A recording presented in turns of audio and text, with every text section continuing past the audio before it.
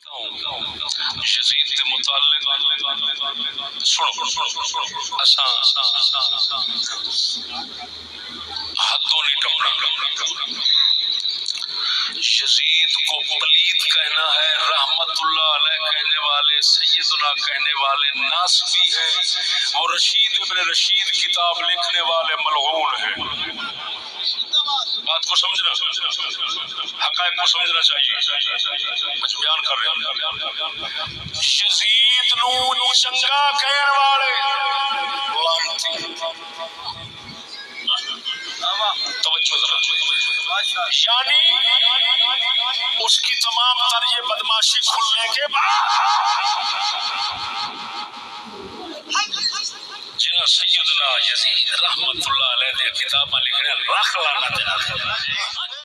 आइंदा मुझे ऐसा सवाल करने की कोशिश की तो फिर मैं भरपूर दलाल से इसका दिफा भी करूँगा इंशाअल्लाह।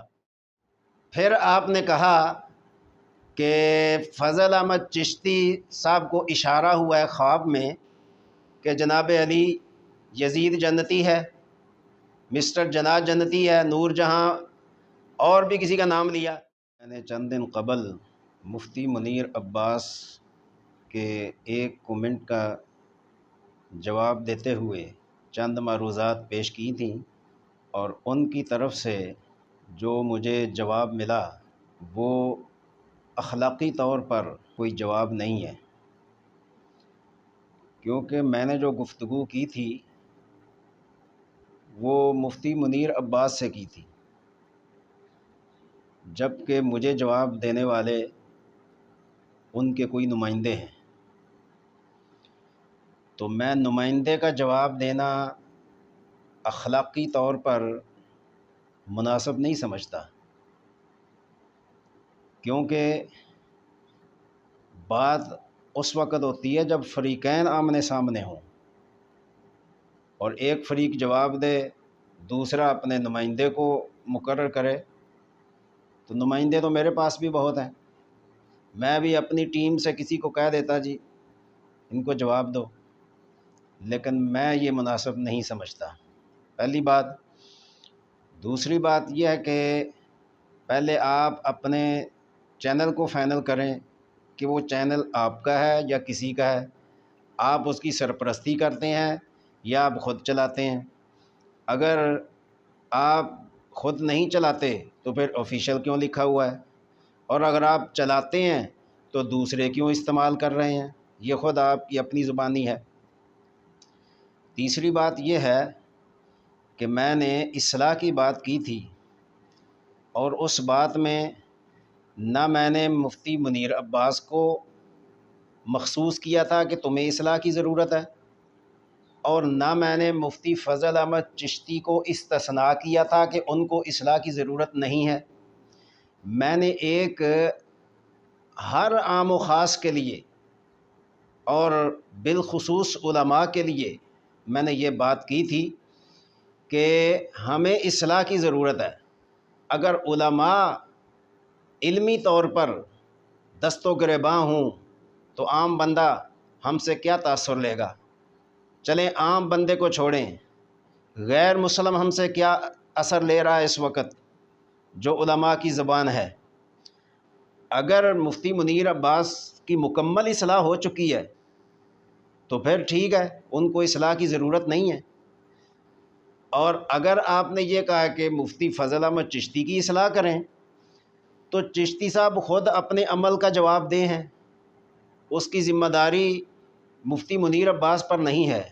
कुरान ने कहा वला ताज़िरु वाज़िरतुम विज़रा उख़रा, हर इंसान अपने अमलों का बोझ ख़ुद उठाएगा। और हज़रत उमर बिन ख़त्ताब रज़ी अल्लाह ताला अन्हो जब एक गरीब औरत के बच्चों के लिए अपने दौरे खिलाफत में बैतुल माल से एक आटे की बोरी अपनी कमर पर उठाने लगे तो आपके ग़ुलाम असलम ने कहा कि अमीरुल मोमिनीन, खादिम हाज़िर है, नौकर हाज़िर है, मैं आपके कदमों पे हूँ, आप ख़ुद क्यों अपनी कमर पर बोरी उठाते हैं और मुशक्क़त में डालकर अपने आप को वहाँ तक ले जाएंगे।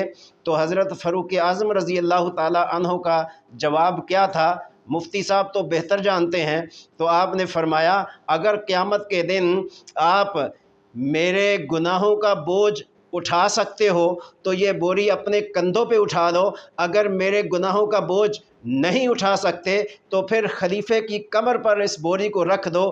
اگر فاروق اعظم جیسا انسان اپنی اصلاح سمجھتا ہے، اگر فاروق اعظم جیسا جلیل القدر صحابی جس کو اللہ کے پیغمبر نے فرمایا ہو لو کان بعدی نبی لکان عمر، وہ کہے کہ میرے گناہ تم اگر اٹھا سکتے ہو تو بوری اٹھا لو، تو کیا فاروق اعظم رضی اللہ تعالی عنہ کو ہم نعوذ باللہ گناہ گار سمجھتے ہیں؟ فاروق اعظم کو کیا اصلاح کی ضرورت ہے؟ جس کی تربیت میں نبی کی تربیت ہو، جس کی بات میں نبی کی بات ہو، جس کے اخلاق میں نبی کا اخلاق ہو، جس کے کردار میں نبی کا کردار ہو، جس کی خلافت میں نبی کی خلافت ہو، جس کے ہر عمل میں نبی کا عمل ہو، وہ کہے کہ میرے گناہ تم نہیں اٹھا سکتے، تو پھر آج آٹے کی بوری بھی عمر کی کمر پر رکھ دو، اگر تم میرے گناہوں کا بوجھ نہیں اٹھا سکتے تو یہ بوری بھی تم مت اٹھاؤ۔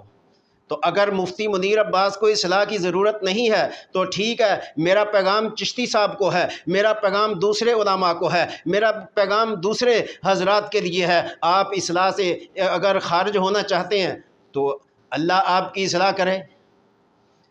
چوتھی بات جو ذکر کی کہ میں مفتی فضل احمد چشتی کی کن شکوں کے ساتھ متفق ہوں، تو جناب گزارش یہ ہے کہ چاہیے تو یہ تھا کہ آپ خود مجھ سے یہ بات کرتے تو اچھے لگتے، آپ نے نمائندے کو ایک قلم سے لکھ کر دے دیا کہ اس کا جواب دو۔ وہ نمائندہ ماشاءاللہ شکل تو اس کی ہم سے غائب تھی، لیکن وہ چھپ چھپا کر وہ دیکھ کر اپنے جو اس نے لکھے ہوئے تھے پوائنٹ ان کا ذکر کرتا رہا۔ لیکن بہرکیف آئندہ اگر کسی نمائندے نے میری بات کا جواب دیا تو میں اس کے جواب دینے کا کوئی گویا کہ میرے ذمے اس کا کوئی جواب نہیں ہوگا۔ ہاں، مفتی صاحب اگر تکلیف کرتے ہیں، وہ یہ سمجھتے ہیں کہ عوام کو ہمارے علم کی ضرورت ہے تو وہ خود مجھ سے بات کریں، میں ان کا انشاءاللہ من و ان الفاظ میں جواب دینے کا پابند ہوں گا۔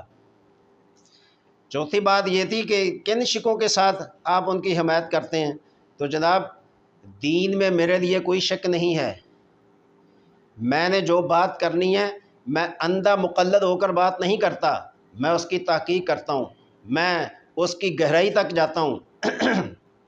اور چشتی صاحب کے بارے میں آپ نے کہا کہ آپ تو ان کے پس منظر سے ہی واقف نہیں ہیں، ان کی بیک گراؤنڈ سے واپس نہیں ہے، اپنا واقف نہیں ہے، تو جناب کے لیے گزارش ہے کہ شاید جب سے میں مفتی فضل احمد چشتی کو جانتا ہوں اس وقت آپ کا طالب علمی کا دور ہوگا، یہ بات کرنے سے پہلے آپ سوچتے،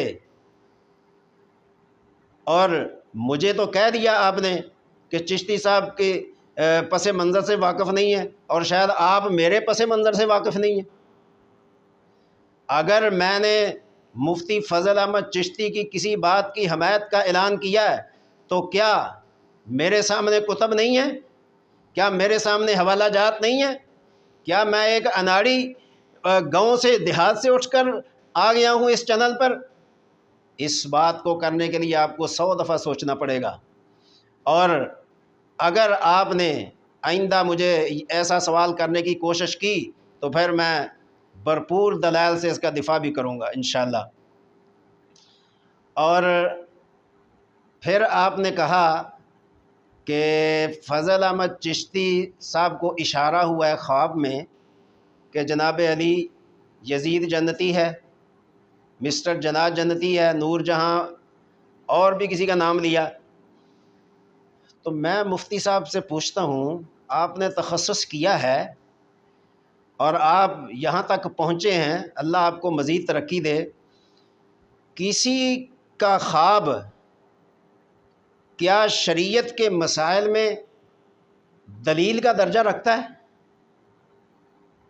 یہاں پر میں یہ ضروری سمجھتا ہوں کہنا، انبیاء علیہم الصلاۃ والسلام کا خواب ایک الگ چیز ہے، ان کا خواب ایک وحی کا درجہ رکھتا ہے۔ انبیاء کے خواب میں شک شبہ نہیں ہو سکتا، انبیاء علیہم السلام کا جو خواب ہوتا ہے وہ حکم الہی ہوتا ہے، وہ الہام الہی ہوتا ہے، وہ معجزہ ہوتا ہے۔ ابراہیم علیہ السلام نے خواب کے اوپر بیٹے اسماعیل علیہ السلام کی گردن پر چھری چلائی؟ ایک خواب تھا۔ یوسف علیہ السلام کو خواب آیا کہ مجھے 11 ستارے سجدہ کر رہے ہیں، تو گویا کہ اس خواب کی صداقت اس انداز میں آئی کہ ان کے جو 11 بھائی نافرمان تھے، جنہوں نے یوسف علیہ السلام کو نقصان پہنچانے کی کوشش کی تھی، وہی ان کے بھائی ان کے پاس جب مصر میں غلہ لینے کے لیے جاتے ہیں تو اس خواب کی صداقت ہمیں نظر آتی ہے۔